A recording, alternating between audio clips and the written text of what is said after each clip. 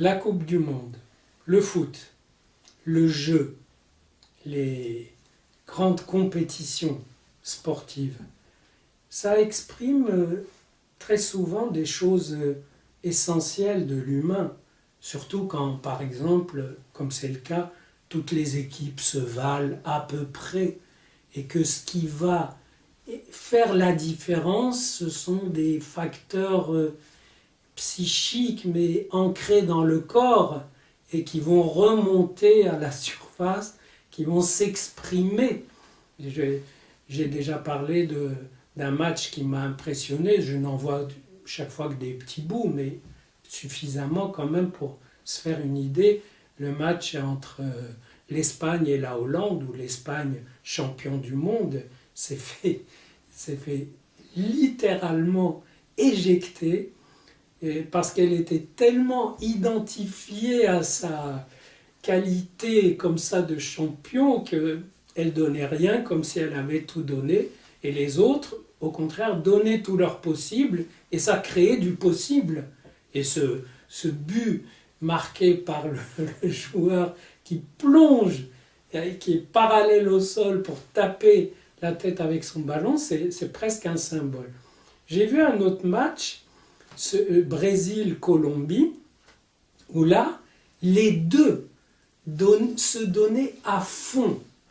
Et c'était d'une grande beauté, d'une grande qualité. Rien à voir avec France-Allemagne, où les jeux, il n'y avait pas d'inspiration, parce que les gens ne sortaient pas d'eux-mêmes, ne sortaient pas ce qu'ils avaient en eux-mêmes, leur rapport à l'être, au possible, pour le mettre en jeu, c'est le cas de le dire.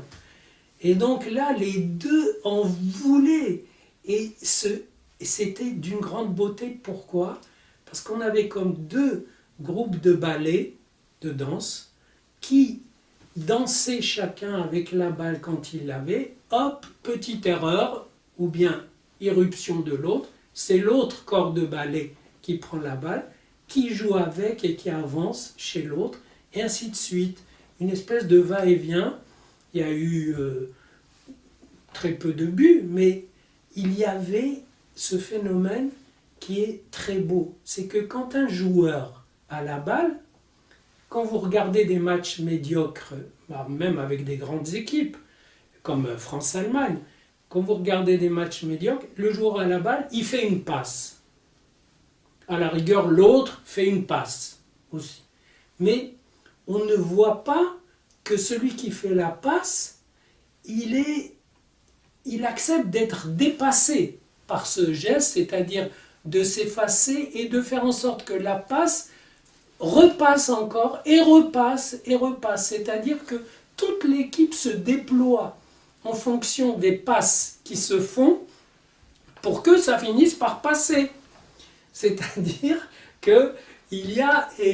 Bref, il y a une idée de passe collective et une idée de passe personnelle, individuelle, rikiki, si vous voulez, qui ne dépasse pas le petit cercle d'un copain ou deux copains avec qui on joue. Mais là, j'ai vu ces deux équipes qui étaient de force égale. À la limite, la Colombie qui a été battue était même plus forte, parce qu'ils en voulaient, ils savaient qu'ils se battaient contre une présence populaire qui est comme un sort jeté à celui qui voudrait battre leur équipe. Donc, d'ailleurs, ils ont donné un coup terrible à ce joueur Neymar, la star brésilienne, qui ne va pas jouer la demi-finale ni la finale. Donc ils ont laissé leur trace, comme une espèce de coup, de mauvais coup. Mais ce qui tout de même est impressionnant, c'est les différentes conceptions du jeu.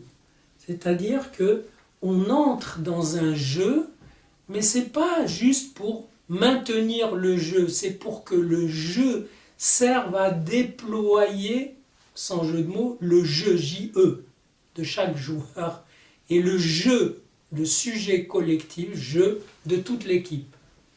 moi, toute l'équipe, voilà ce que je fais. Je me déploie à chaque trajet, à chaque passe pour que ça tisse un réseau où toute l'équipe prend part. Et cette communication entre le jeu et la subjectivité qui s'assume individuelle, mais qui aussi renonce à son individualité pour déployer les cartes collectivement. Ça, c'est très beau.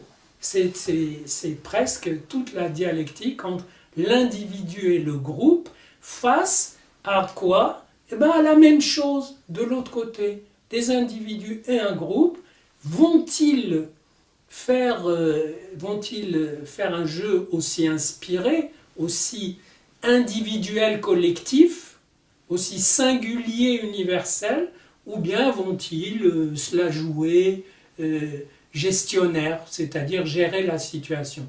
Et ça fait la différence.